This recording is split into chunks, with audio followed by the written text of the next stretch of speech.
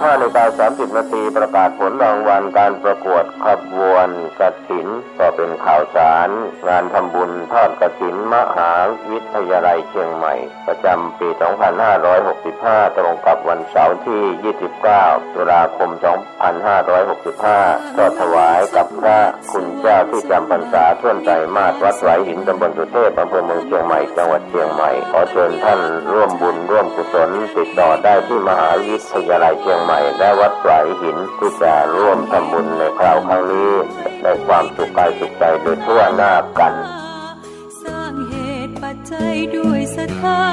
ด้วยปัญญารู้เห็นทำตามจริงขอเชิญสาธุชนสร้างบุญกุศลยิ่งใหญ่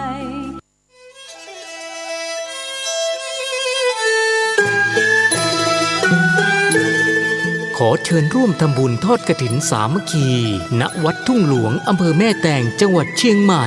ในวันอาทิตย์ที่ 6 พฤศจิกายน 2565 พิธีการดังนี้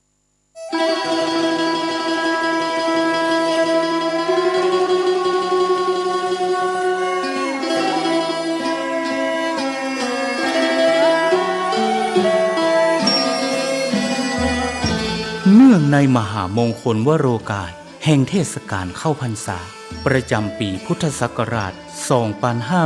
2565 อันเป็นปีมหาปีติยินดียิ่งของมหาชนชาวล้านนาและชาวไทยผู้มีจิตเลื่อมใสเปี่ยมล้นด้วยพลวะศรัทธาในบวรพระพุทธศาสนา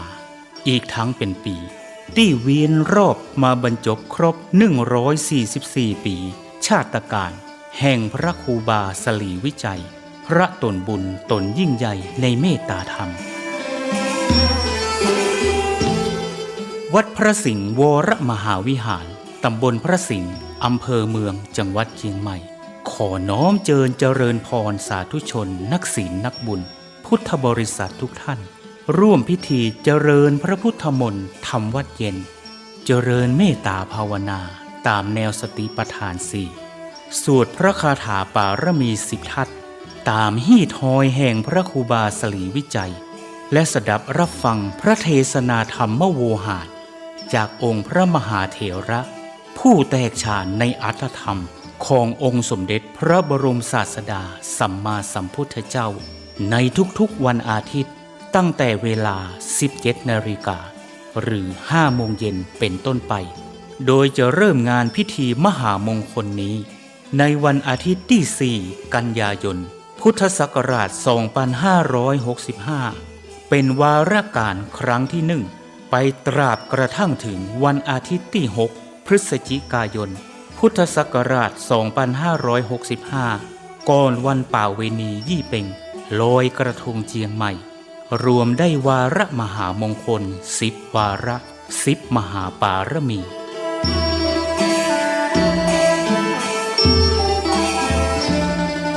ปวงท่านมหาศรัทธานาบุญผู้มีความสนใจเข้าร่วมพิธีทำวัดเย็นเจริญเมตตาภาวนาสั่งสมปารมีทั้ง10 ทัศอันมีทานปารมีเป็นต้นและมีอุเบกขาปารมีเป็นที่สุดนั้นขอน้อมเจริญพรร่วมพิธีได้ที่พระวิหารหลวงวัดพระสิงห์วรมหาวิหารตำบลพระสิงห์อำเภอเมืองจังหวัดเชียงใหม่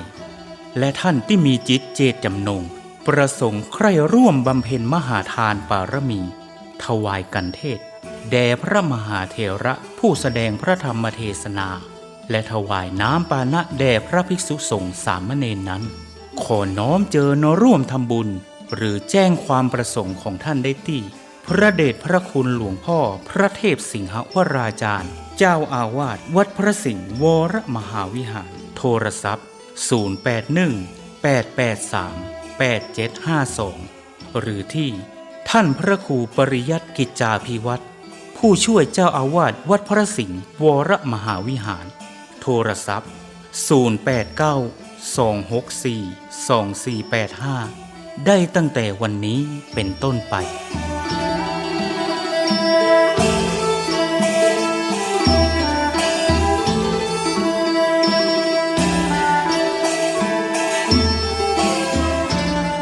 ข อมหาพลานิสงส์อันจะเกิดแต่เนื้อนาบุญอันบริสุทธิ์ของมหาศรัทธาทุกท่าน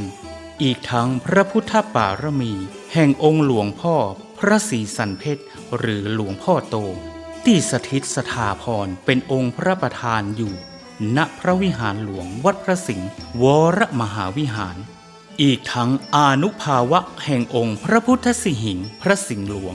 และอำนาจแห่งพระปารมีทั้ง10 ทัศของพระครูบาสลีวิจัยจุงเป็นพลวะปัจจัยอันยิ่งโยชน์นำมาซึ่งความรุ่งโรจน์แห่งดวงจิตพิสุทธิ์น้อมนำทุกท่านฮืออิ่มเอมเอิบอิ่มดำดิ่งสู่วิมุตติธรรมแห่งองค์พระสัมมาสัมพุทธะกอบด้วยทั้งสัพพสันลภางกายอันบริสุทธิ์บริบูรณ์ด้วยอายุการอันเป็นทิพย์มีวรรณพิสิทธิ์พันพุทธผ่องใสมีความสุขกายสบายใจด้วยทั้งพลานามัยพรั่งพร้อมสรรตราบรอดเถิงเติงตันยังอมตะมหาเนรพานอันเป็นที่สุดเสี่ยงแห่งอาสวะกิเลสในวัฏสงสารต่อการภายหน้านั้นจงทุกท่านทุกคนแด่เตอสา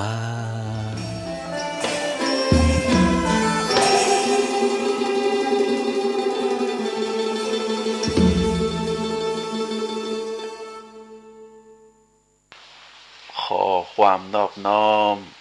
จงมีแด่พระรัตนตรัยเจ้า3 ประการพระรัตนตรัยองค์ที่2คือพระธรรมเจ้าพระรัตนตรัยองค์ที่3คือพระอริยสังฆเจ้าข้าพระพุทธเจ้าขอเคารพนอบน้อมกราบไหว้แตบไตรไวสาคุณพระรัตนตรัยเจ้าถึง3 ประการโดยความเคารพสักการะเป็นอย่างยิ่งขอถวายความเคารพพระมหาเถรานุเถระเจ้าคณะพระสังฆาธิการครูบาอาจารย์ตลอดถึงพระภิกษุหนุ่มสามเณรน้อยจุตนจุองค์ขอเจริญพรศรัทธาญาติโยมนักศีลนักบุญที่กำลังรับฟังรายการทางคลื่นสถานีวิทยุแห่งนี้ทุกท่านทุกคนเนอต่อจากนี้ไปอาตมาภาพพระครูปริยัติกิจจาภิวัตรสำนักวัดพระสิงห์อำเภอเมืองจังหวัดเชียงใหม่ก็ขอน้อมนำเอาสารธรรมคติธรรมชาดกธรรมเรื่องราวในทางพระพุทธศาสนาอันเป็นข้อคิดอันเป็นเรื่องราวที่มีประโยชน์นำมาเสนอให้กับท่านสาธุชนทุกท่านได้รับฟังกันตามเวลาพอสมควร ก่อนอื่นนั้นก็ขออนุโมทนาทางคลื่นสถานีวิทยุคลื่นพระพุทธศาสนาแห่งนี้ที่ได้มอบเวลาให้อาตมาภาพตลอดถึงครูบาอาจารย์หลายผู้หลายนามได้มีโอกาสเอาเรื่องราวสาระธรรมคติธรรมชาดกธรรมในต่างพระพุทธศาสนามาเอ่ยก็ถือว่าเป็นการช่วยกันเผยแผ่พระพุทธศาสนาพระธรรมคำสอนให้ท่านสาธุชนทั้งหลายได้ยินได้ฟังเมื่อได้ยินได้ฟังแล้วก็จะเกิดความรู้ความเข้าใจซึ่งก็ภายใต้การกำกับดูแลของผู้อำนวยการของสถานีวิทยุพร้อมด้วยเจ้าหน้าที่ทุกฝ่ายทุกแผนกก็ทำให้เฮาท่านทั้งหลายได้พบกันภายในคลื่นของสถานีวิทยุท่านสาธุชนเปิดเครื่องรับฟังอาตมาก็ได้ได้เอ่ยเรื่องราวต่างๆจากวัดพระสิงห์แล้วก็มีคลื่นสถานีวิทยุเป็นสื่อกลางได้น้อมนำไปสู่ท่านสาธุชนบ่ว่าจะอยู่ที่ไหนทุกหนทุกแห่ง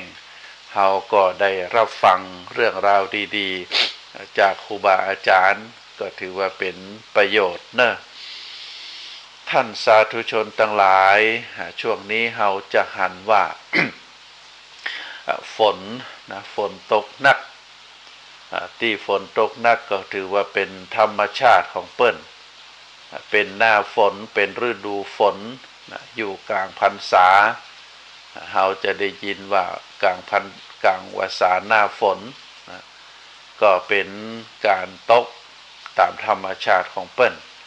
หน้าร้อนบางทีฝนก็จะบ่ตกหน้าหนาวฝนก็จะบ่ตกส่วนฤดูฝนหน้าฝนก็เป็นหน้าของเปิ้นทีนี้ในลักษณะการตกของฝนนั้นครูบาอาจารย์เปิ้นได้กล่าวไว้เป็นข้อเปรียบเทียบคือเฮาตัดทั้งหลายได้ฮู้ได้เข้าใจฝนประเภทที่หนึ่งนั้นฝนตกแต่ฟ้าบ่ฮ้องประเภทที่หนึ่งฝนตกแต่ฟ้าบ่ฮ้องประเภทที่สองฝนตกตัวฟ้าฮ้องตัวประเภทที่สามก็เป็นฝนตกแต่ฟ้าบ่ฮ้องประเภทที่สามประเภทที่สี่ฟ้าฮ้องแต่ดูเหมือนกับฝนจะตกแต่บ่ตกจะมีอยู่สี่ประเภทประเภทที่หนึ่งฝนตกตัวฟ้าฮ้องตัวเปรียบเหมือนกับคนนะเปรียบเหมือนกับคนเฮานี่บางคนก็จะตัวเนี่ยการตัวตัวทำงานตัวประเภทนี้เปิ้นฮ้องว่าเป็นประเภทคนประเภทที่ฝนตกตัวฟ้าฮ้องตัวก็คือตึงตึงทำประเภทที่สองฝนตกแต่ฟ้าบ่ฮ้องประเภทที่สองฝนตกแต่ฟ้าบ่ฮ้องประเภทนี้ก็จะเป็นลักษณะทำงานอย่างเดียวบ่ค่อยทำงานอย่างเดียวแต่บ่ค่อยประเภทที่สามเป็นประเภทที่สามก็คือฟ้าฮ้องแต่ฝนบ่ตกประเภทที่สามฟ้าฮ้องแต่ฝนบ่ตกประเภทนี้ก็คือเป็นคนประเภทอย่างเดียวแต่บ่ทำงานอย่างเดียวแต่บ่ทำงานประเภทที่สี่ฟ้าก็บ่ฮ้องฝนก็บ่ตกอันนี้ก็คือประเภทคนที่บ่ตัวแล้วก็บ่ทำงานตัวเป็นข้อเปรียบเทียบธรรมชาติกับมนุษย์เฮาครูบาอาจารย์เปิ้นได้ได้กล่าวไว้เพราะฉะนั้นเฮาในฐานะเป็นคนที่อยู่ในสังคมเฮาก็พิจารณาดูว่าเฮาเป็นคนประเภทไหนประเภทที่ทำงานตัวตัวหรือประเภททำงานอย่างเดียวบ่ค่อยหรือประเภทอย่างเดียวแต่บ่ทำงานหรือประเภทตึงบ่ตัวแล้วก็บ่ทำงานตัวประเภทตึงสี่ประเภทนี้เป็นคนที่อยู่ในใกล้ตัวเฮาเนอะถ้าเฮาได้ฮู้เต่าตันเฮาได้แยกแยะเฮาจะเข้าใจคนนี้เปิดตึงอย่างเดียวการเปิดตึงบ่ทำเรื่องของชาวบ้านฮู้หมดคนนั้นเป็นเช่นนั้นคนนี้เป็นเช่นนี้แต่ว่าหน้าที่การงานของตนเองบ่ทำเอาแต่ไปซดบันนั่นซดบันนี่อันนี้เป็นคนที่เฮาได้ฮู้ได้หันกันหรือบางทีบุคคลคนนี้เปิดก็ตัวทำงานตัวแบ่งเวลาให้ถูกการทำงานก็บ่ให้บกพร่องการการจาเป็นการปฏิสัมพันธ์เป็นการในทางที่ดีในทางที่สร้างสรรค์ก็เป็นเรื่องที่น่าอนุโมทนาเรียกว่าทำงานตัวตัวฟ้าฮ้องตัวฝนตกตัวประเภทที่สามก็คือประเภทที่อย่างเดียว อู้อย่างเดียวแต่บ่ค่อยทำงานนะ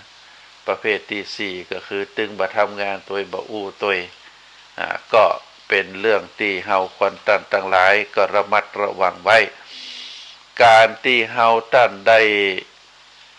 ฟังสาระธรรมในตามพระพุทธศาสนาที่ครูบาอาจารย์แต่ละท่านแต่ละคนในอู่นั่นเฮาก็จะหานว่าเป็นเรื่องที่มีประโยชน์นะเป็นเรื่องที่มีประโยชน์การฟังธรรมเนี่ยฟังไปเตอะท่านสาธุชนนะเปิ้นบอกว่าการฟังธรรมนั้นเป็นการสะสมบุญสะสมกุศลคุณงามความดีบุญก็คือความดีใจกุศลก็คือความฉลาดเพราะฉะนั้นรวมกันแล้วบุญกุศลก็คือเป็นคุณงามความดีเป็นหน้าที่ที่สำคัญประการหนึ่งของเจ้าพุทธเฮาซึ่งจัดเป็นมงคลของชีวิตอันประเสริฐการได้ฟังเรื่องราวดีๆแล้วก็เป็นการจักนำชีวิตของเฮาให้สูงขึ้นนะเป็นการจักนำชีวิตของคนเฮาให้สูงขึ้นคนเฮานั้นเปิ้นแบ่งเป็นจันปุถุชนกัลยาณชนแล้วก็อริยชนเพราะฉะนั้นเฮาอยู่ในระดับใดเฮาก็พัฒนาขึ้นให้สูงขึ้นจนถึงอริยชนคนที่จะเป็นกัลยาณชนคนที่จะเป็นอริยชนก็เพราะว่าเกิดจากประพฤติปฏิบัติตนอันใดเป็นความรู้จากการฟังจากปุถุชนคนธรรมดามีกิเลสหนาบ่ฮู้อันไหนเป็นบาปบ่ฮู้อันไหนเป็นบุญบ่ฮู้อันไหนเป็นคุณงามความดีบ่ฮู้อันไหนเป็นเรื่องที่ควรทำบ่ควรทำเพราะบ่เคยฮู้บ่เคยหันบ่เคยฟังแต่เมื่อได้ฟังพระธรรมคำสอนแล้วก็ฮู้เรื่องราวต่างๆก็จะกลายเป็นบุคคลจากคนปุถุชนธรรมดาก็จะเป็นกัลยาณชนเป็นบุคคลที่สิ่งใดควรทำสิ่งใดบ่ควรทำสิ่งใดควรประพฤติสิ่งใดบ่ควรประพฤติประเพณีเปิ้นว่าจะได้วัฒนธรรมเปิ้นรักเปิ้นทำกันจะได้รักธรรมในทางพระพุทธศาสนาการบำเพ็ญบุญบำเพ็ญกุศลหือทานรักษาศีลเจริญจิตภาวนาเป็นลักษณะแบบใดก็จะฮู้จะเข้าใจกลายจากคนที่บ่ฮู้ปุถุชนกลายเป็นกัลยาณชนแล้วก็ประพฤติปฏิบัติยกตนขึ้นสู่ความเป็นอริยชนอย่างครูบาอาจารย์พระอริยเจ้าทั้งหลายพระสงฆ์องค์ข้าเจ้าเปิ้นก็เป็นลูกหลานเจ้าบ้านธรรมดาแต่เมื่อได้ประพฤติปฏิบัติในพระธรรมคำสอนถูกวิธีถูกทางเป็นธรรมะที่ถูกต้องอันปรากฏอยู่ในพระไตรปิฎกเป็นคำสอนของพระพุทธเจ้าแต่ตึงด้านสมถกรรมฐานและก็วิปัสสนากรรมฐานบาลาหีดบาลาหอยครูบาอาจารย์ที่ได้ประพฤติปฏิบัติมาจนได้สำเร็จขั้นใดขั้นหนึ่งบอกว่าจะเป็นโสดาบันสกทาคามีอนาคามีจนเข้าสู่ความเป็นพระอรหันต์ครูบาอาจารย์ท่านนั่นก็ถือว่าได้ยกตนจากกัลยาณชนเป็นอริยชนอันนี้เกิดจากการได้สดับรับฟังท่านสาธุชนเป็นการสะสมบุญสะสมกุศลคุณงามความดีแล้วก็ได้ยกระดับชีวิตของตนให้ประเสริฐขึ้นจากการที่เป็นปุถุชนไปสู่กัลยาณชนจากกัลยาณชนไปสู่ความเป็นอริยชนประการต่อมาการได้ฟังธรรมะก็ถือว่าเป็นการจุดเทียนแห่งปัญญาเพื่อให้ดวงตาสว่างไสวตาสว่างเพราะแสงไฟใจสว่างเพราะแสงธรรมการฟังธรรมเป็นการจุดเทียนแห่งชีวิตเพื่อพัฒนาดวงจิตให้แจ่มใสศรัทธาญาติโยมประการต่อมาการได้ฟังธรรมะเป็นการเปิดสวิตช์ของใจเปิดสวิตช์ของใจเพื่อฮู้แจ้งเห็นจริงในสัจธรรมเป็น อ่าเรียกว่าเป็นการยกระดับจิตระดับใจด้วยคุณธรรมของเฮาเปิดจิตเปิดใจเพื่อที่จะให้พระธรรมคำสอนพระธรรมคำสอนขององค์สมเด็จพระสัมมาสัมพุทธเจ้าอันเป็นสัจธรรมเข้าสู่จิตเข้าสู่ใจได้หู้แจ้งหันจริงอันนี้84,000 พระธรรมขันธ์เป็นธรรมะที่ลึกซึ้งเป็นธรรมะจำนวนนักเฮาเปิดจิตเปิดใจโดยการกดสวิตช์ของจิตใจเฮาหันเข้ามาสู่ศึกษาธรรมะขององค์สมเด็จพระสัมมาสัมพุทธเจ้าเฮาก็จะได้ชื่อว่าใจนั้นเฮาได้เข้าใจในสัจธรรมแล้วก็เมื่อเข้าใจในสัจธรรมแล้วเฮาก็ถือว่าได้ติดอาวุธทางปัญญาอาวุธทางปัญญาที่ดีที่สุดก็คือพระธรรมคำสอนขององค์สมเด็จพระสัมมาสัมพุทธเจ้าเพื่อนำไปแก้ไขปัญหาชีวิตทั้งชีวิตนะบอกว่าจะเป็นชีวิตเดียวชีวิตคู่ชีวิตหมู่แล้วก็ชีวิตสังคมนะก็ถือว่าจะเข้าถึงความสุขความเจริญรุ่งเรืองคือมีความราบรื่นในชีวิตก็จะจำเป็นจะต้องอาศัยพระธรรมคำสอนขององค์สมเด็จพระสัมมาสัมพุทธเจ้าซึ่งมนุษย์เฮาทุกยุคทุกสมัยทุกการเวลาทุกภาษาต่างก็มีความมุ่งมา่ปรารถนาความสุขความเจริญรุ่งเรืองความราบรื่นในการดำเนินชีวิตองค์สมเด็จพระสัมมาสัมพุทธเจ้าได้หันคุณค่าของมนุษย์โดยเฉพาะมนุษย์ทุกเพศทุกวัยทุกสมัยทุกการเวลา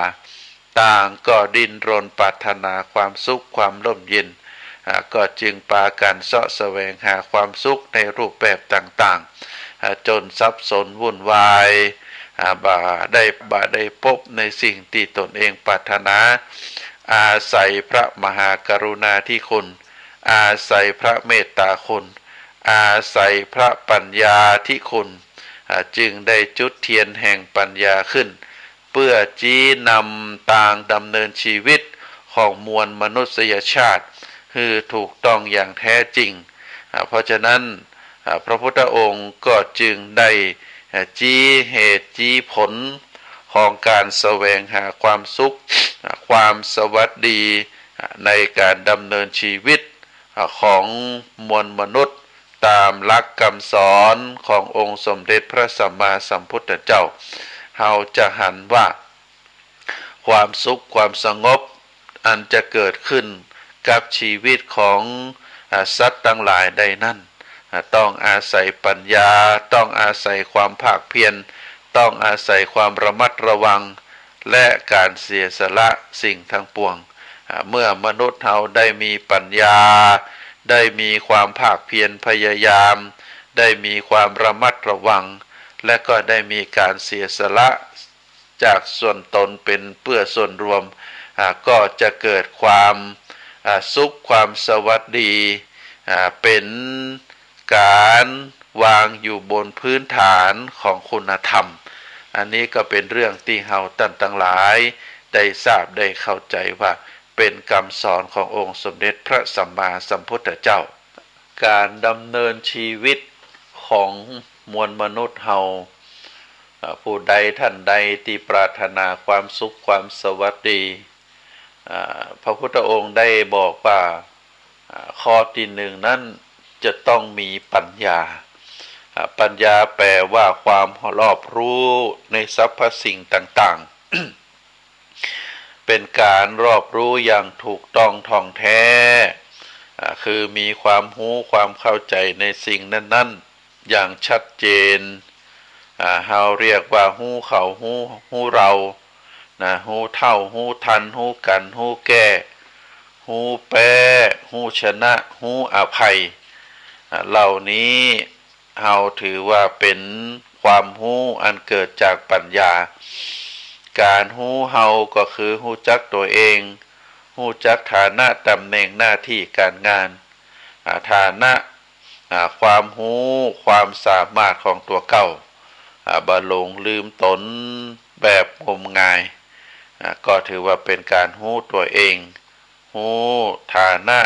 รู้จักตำแหน่งหน้าที่การงานรู้จักความรู้ความสามารถของเฮาจนแบบบ่หลงงมงายเป็นรู้จักตัวเก่าประการที่สองก็คือรู้เขาก็คือบุคคลอื่นรู้จักเอาอารมณ์จิตใจว่าบุคคลคนนี้เป็นคนลักษณะแบบใดเป็นคนดีหรือบ่ดีเป็นคนที่ควรคบหรือบ่ควรคบเป็นคนมีเหตุผลหรือเป็นคนเจ้าอารมณ์รู้เท่าก็หมายถึงว่ารู้สภาวะความจริงของสิ่งนั้นรู้รักธรรมรู้รักธรรม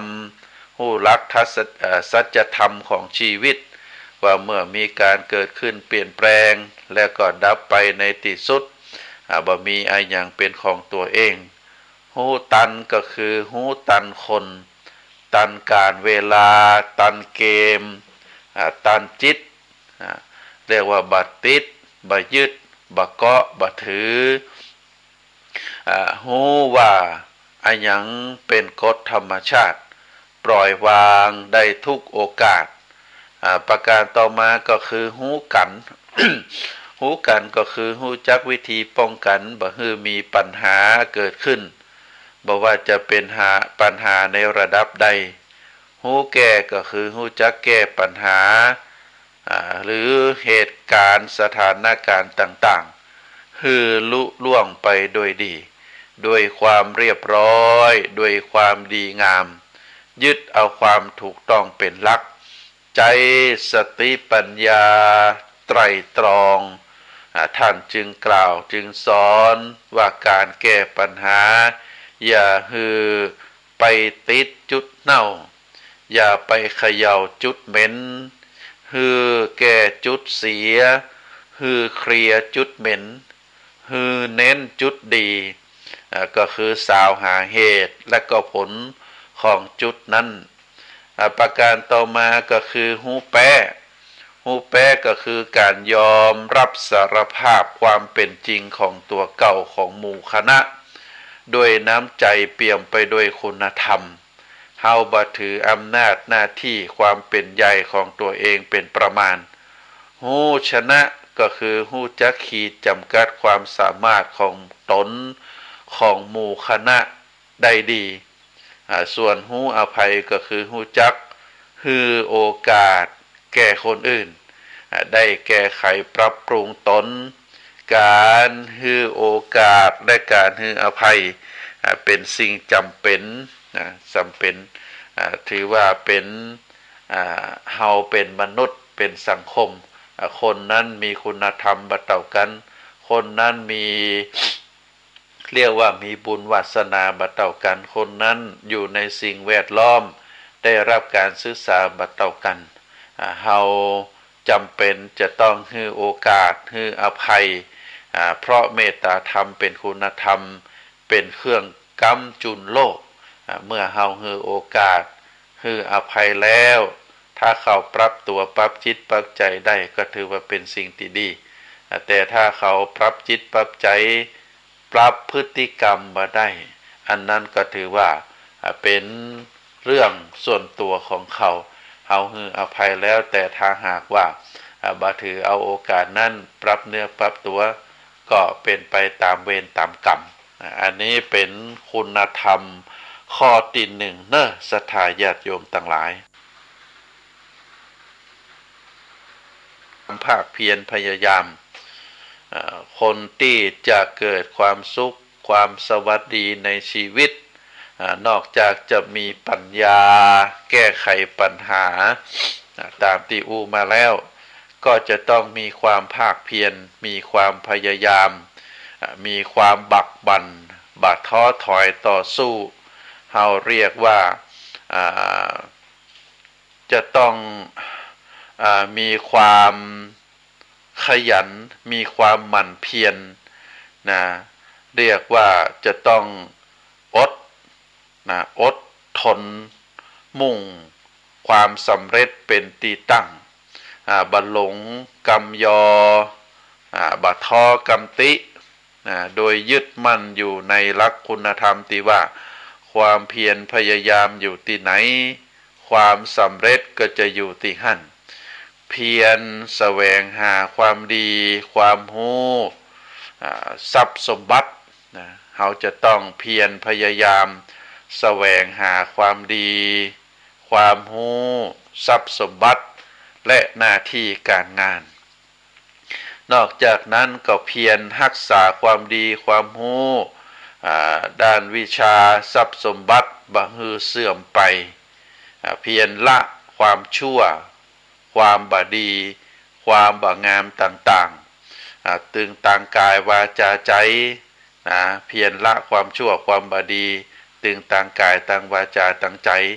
และสิ่งที่เป็นภัยต่อชีวิตเป็นภัยต่อสังคมอันนี้เฮาเพียรสละเพียรละในสิ่งต่างหลายต่างมวลแล้วก็เพียรระวังบ่ฮือบาปอกุศลความชั่วเกิดขึ้นเพราะฉะนั้นสรุปแล้วความเพียรจึงเป็นหลักสำคัญอันยิ่งใหญ่ประการหนึ่งที่จะช่วยผลักดันชีวิตให้ประสบผลสำเร็จในทางที่ดีโชคชัยปลอดภัยในชีวิต ชัยชนะความสำเร็จและก็ความดีทุกสิ่งทุกอย่าง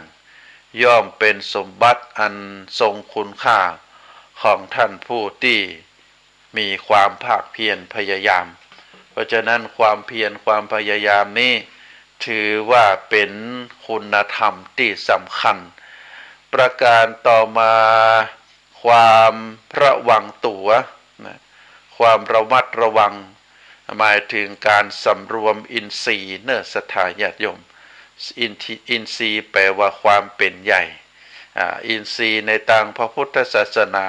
มี6อย่างตาหูจมูกลิ้นกายใจ6สิ่ง6อย่างนี้ที่อยู่ในตัวตนเฮานี้เฮาเรียกว่าเป็นอินทรีย์ตาภาษาบาลีว่าจักขุบวกกับอินทรีย์เข้าไปเฮาก็เรียกว่าจักขุนทรีย์จักขุนะจักขุนทรีย์จักขุนทรีย์คำว่าตานี้หมายถึงอินทรีย์ความเป็นใหญ่ในการพอเป็นตาเป็นหน้าที่เฉพาะของเปิ้นตามีหน้าที่พอหูมีหน้าที่ฟัง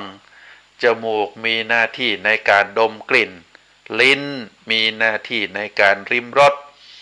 เปรี้ยวรสหวานรสเค็มกายมีหน้าที่ในการสัมผัสหูว่าเย็นหูว่าร้อนหูว่าแข็งหูว่าอ่อน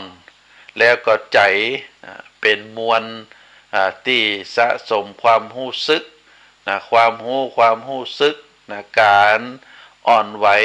การรับความรู้สึกต่างๆเป็นตั้งจิตตั้งใจความจำเพราะฉะนั้น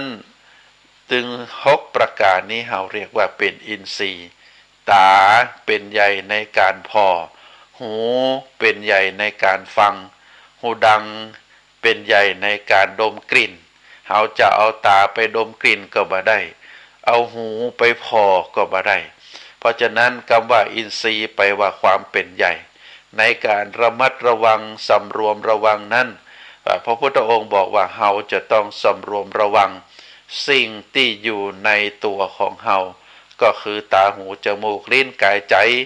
บ่ฮือประมาทในอารมณ์อันเป็นที่ตั้งแห่งความประมาทในความมัวเมาลุ่มหลงสำรวมระวังอันที่หนึ่งก็คือบ่ฮือประมาทในอารมณ์อันเป็นที่ตั้งแห่งความประมาทในความลุ่มหลงในความกำนัดในความยินดีในอารมณ์ต่างๆคือระมัดระวังในเรื่องที่คิดในกิจที่ทำในคำที่อู้คืออยู่ในกรอบของศีลธรรมโบราณท่านจึงได้ว่าไว้ว่าชีวิตที่ขาดศีลเหมือนดินที่ขาดน้ำชีวิตที่มีศีลเหมือนดินที่มีน้ำเพราะฉะนั้นการสำรวมระวังของชีวิตก็จึงเป็นเรื่องที่สำคัญประการต่อมาการเสียสละในสิ่งต่างปวง การเสียสละในสิ่งตั้งปวงนั้นก็หมายถึงการเสียสละตั้งหลายนะสิ่งตั้งหลายเป็นคุณธรรมที่มีความสำคัญเป็นที่สุดประการหนึ่งสังคมไหนบ่ว่าจะเป็นสังคมในอดีตหรือปัจจุบันแม้จะเป็นสังคมในอนาคตความอยู่รอดปลอดภัยความเป็นปึกแผ่นแน่นหนาความมั่นคงก้าวหน้าล้วนแล้วแต่เป็นผลมาจากการเสียสละของผู้นำและก็ของคนในสังคมทั้งในประเทศชาติต่างนั้นพระพุทธองค์ได้ทรงสั่งสอนไว้ว่าการรู้จักเสียสละส่วนน้อยเพื่อประโยชน์อันยิ่งใหญ่เป็นต้นว่าเสียสละทรัพย์เพื่อรักษาอวัยวะเสียสละอวัยวะเพื่อรักษาชีวิตเสียสละทรัพย์สละอวัยวะนะเพื่อและชีวิตเพื่อรักษาธรรมะนะการเสียสละทรัพย์เพื่อรักษาอวัยวะเสียสละอวัยวะเพื่อรักษาชีวิตเสียสละทรัพย์เสียสละอวัยวะและเสียสละชีวิต เพื่อรักษาความเป็นธรรมไว้การเสียสละอันยิ่งใหญ่เป็นหัวใจของนักพัฒนาบ่มีอะหยังที่จะได้มาโดยบ่มีการเสียสละและก็บ่มีการเสียสละอันใดที่จะบ่ได้รับผลประโยชน์อันนี้เป็นข้อความที่พระพุทธองค์ได้สอนไว้เพราะฉะนั้นท่านจึงกล่าวไว้ว่าการเสียสละคือการสร้างความยิ่งใหญ่คือแก่ตนเองและสังคมการเสียสละคือการสร้างบารมีและความเมตตามหานิยมที่มีรสหวานอันเลอเลิศประเสริฐสียิ่งกว่ารสใดๆอันบ่ฮู้จักหมดนักปราชญ์เปิ้นจึงได้กล่าวไว้ว่ายิ่งฮือยิ่งได้ยิ่งเก็บยิ่งจนนะเพราะฉะนั้นตรงนี้ก็คือเป็นเรื่องเป็นราวที่เฮาท่านทั้งหลายนะควรจะพินิจพิจารณาว่าถ้าหากว่าเฮาต้องการที่จะนำพาชีวิตของเฮามีความสุขมีความสงบมีความแคล้วคลาดปลอดภัยก็โดยสรุปแล้วในคุณธรรมถึง4ประการปัญญาความรอบรู้ในสรรพสิ่งต่างๆอย่างถูกต้องอันจะเป็นปัจจัยส่งเสริมให้เกิดความมั่นคงและความก้าวหน้าในชีวิตปัญญาเป็นความรอบรู้นั้นเป็นพื้นฐานเป็นพื้นฐานในการดำเนินชีวิตเป็นปัญญาที่มีความรู้รอบรู้ในสรรพสิ่งต่างๆอย่างถูกต้อง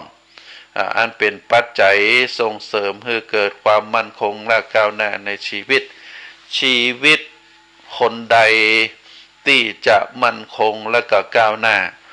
จะต้องเป็นชีวิตที่เกิดจากปัญญาความรอบรู้ถ้าชีวิตคนใดที่บ่มีความรอบรู้บ่มีปัญญาเป็นชีวิตที่เต็มไปด้วยความโลภความโกรธความหลงชีวิตของคนนั้นก็จะมีความมั่นคงบ่มีความเจริญก้าวหน้าแล้วก็ต่อมาความภาคเพียรพยายามดำเนินชีวิตคือประสบผลสำเร็จก็คือประสบผลสำเร็จในทางที่ดีบอกว่าจะเป็นความ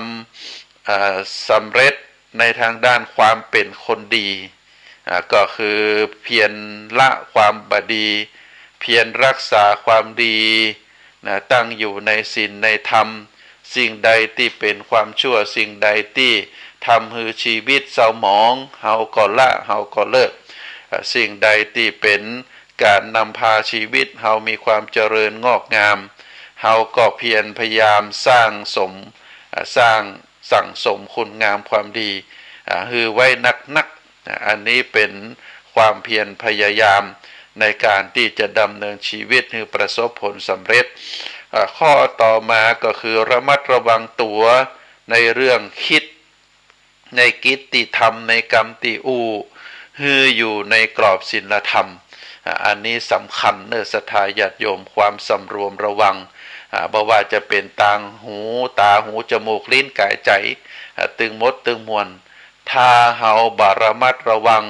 บาสำรวมก็จะก่อให้เกิดความลุ่มหลงโดยเฉพาะจิตใจอันไปยึดติดนะจิตใจที่ไปยึดติดไปลุ่มหลงไปมัวเมาใน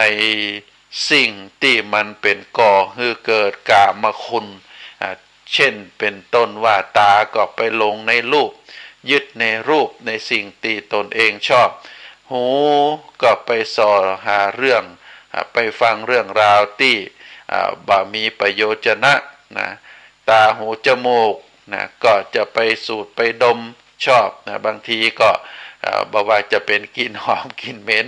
หรือบางทีก็ไปดมยาเสพติดนะอย่างเช่นฟินเฮโรอีนต่างๆนะไปสูดไปดมเอาไปติดในสิ่งต่างหลายเหล่านี้ก็ถือว่าเป็นอบายมุขนะเพราะฉะนั้นเราก็ต้องระมัดระวังเรื่องราว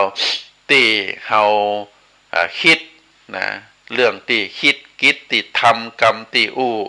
เราต้องระมัดระวังสำรวมระวังไว้นะก็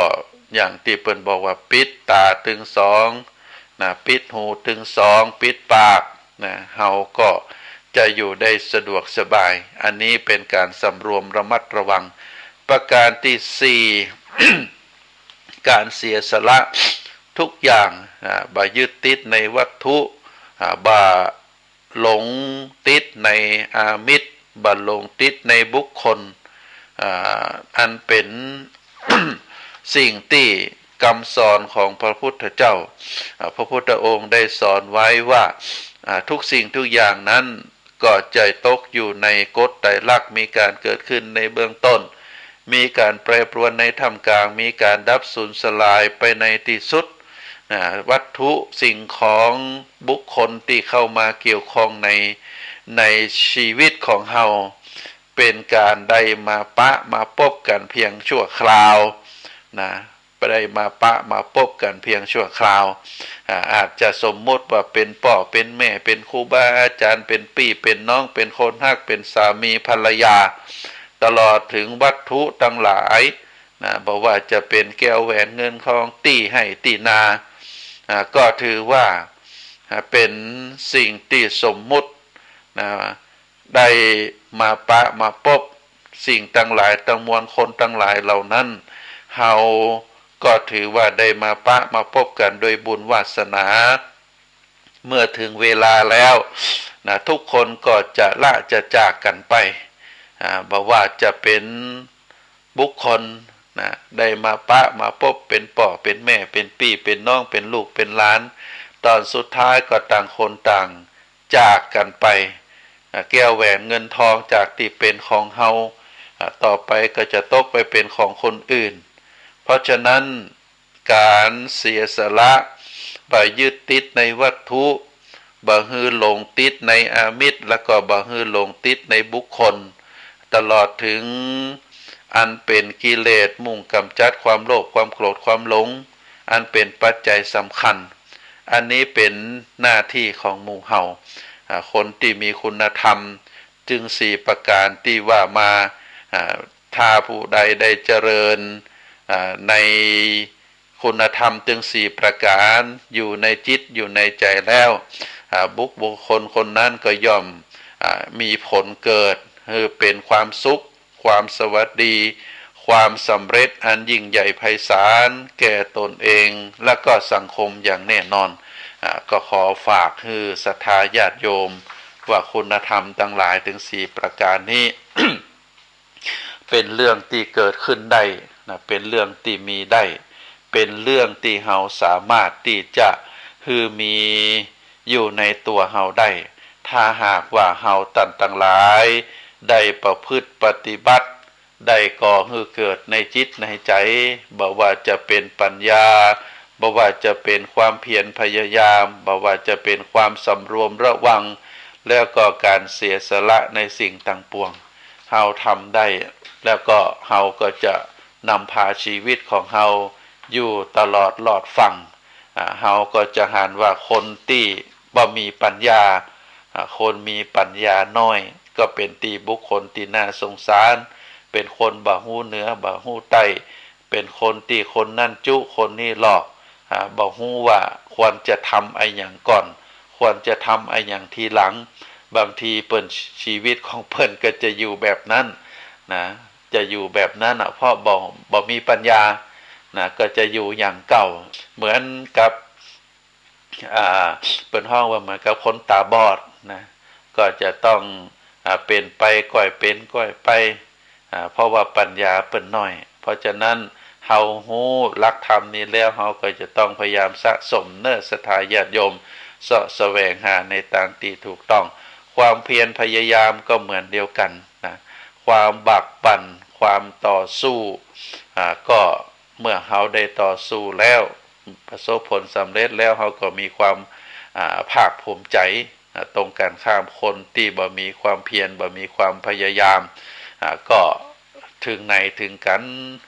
อยู่ที่ไหนก็อยู่ที่หั่นพอเกิดอย่างปุ๊บก็กลัวก็ท้อถอยบ่ต่อสู้ก็วนเวียนอยู่ในจุดน้อยๆก็ขาดความเพียรความพยายามก็ชีวิตก็ประสบผลสำเร็จความสำรวมระวังก็เหมือนเดียวกันบางคนก็เอาตาเอาหูเอาจมูกลิ้นกายใจไปหลงในสิ่งที่บ่ควรจะหลงก็ไปทุ่มเทเอาชีวิตตึงชีวิตไปลุ่มหลงในสิ่งที่ตัวเองหันในสิ่งที่ตัวเองได้ยินในสิ่งที่ตัวเองชอบดมชอบสูดแล้วก็เอาลิ้นที่เป็นการรับรสก็ไปลงในการกินการดื่มก็ทำให้เสียเวลาเสียทรัพย์เสียสินบางคนก็เอาร่างกายไปติดในส่วนความแข็งความอ่อนความเย็นความหนาวบางทีบางครั้งก็ชีวิตถึงชีวิตก็ไปจมปลักก็เพราะว่าร่างกายนั้นไปยึดติดในสิ่งที่ตัวเองมุ่งมั่นปรารถนาแล้วสุดท้ายก็คือใจนั้นสำคัญถ้าบ่สำรวมระวังแล้วถ้าจิตใจไปมกมุ่น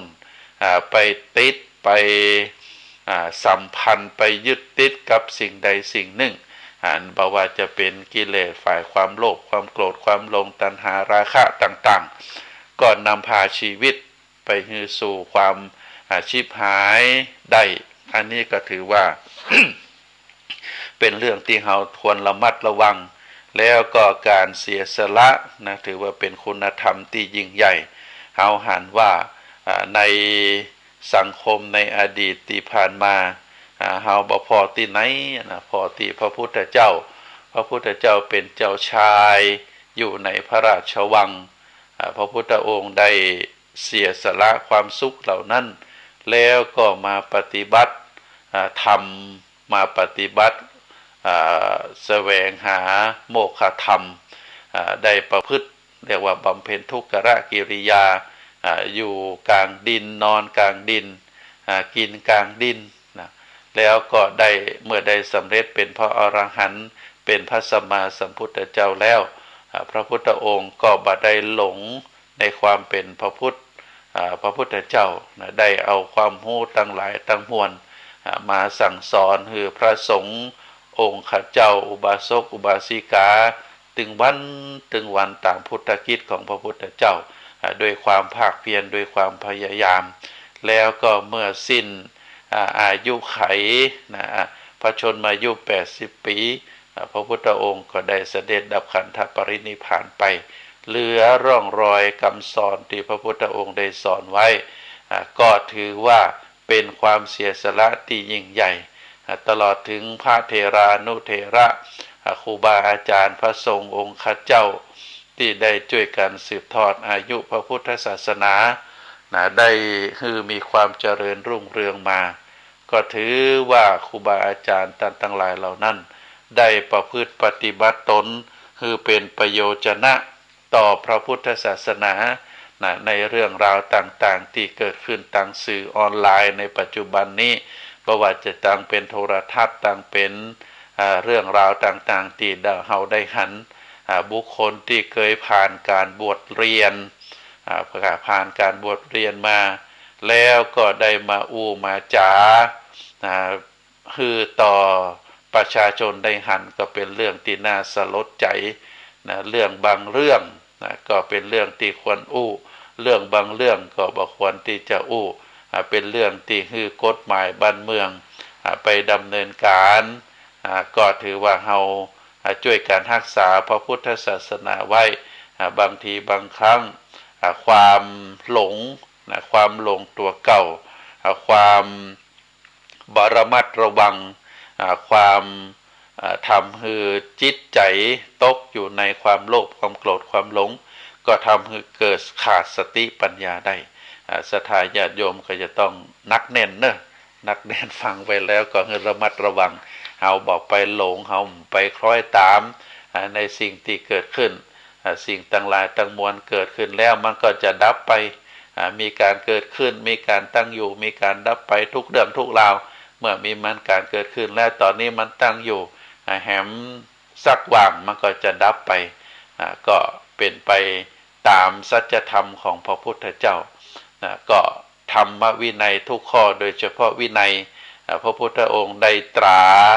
ได้บัญญัติให้พระสงฆ์ไว้ถึง227ข้อใน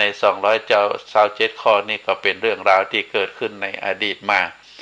ก็เป็นธรรมดาของปุถุชนคนทั้งหลาย10คนก็10ใจ100คนก็100ใจปันคนก็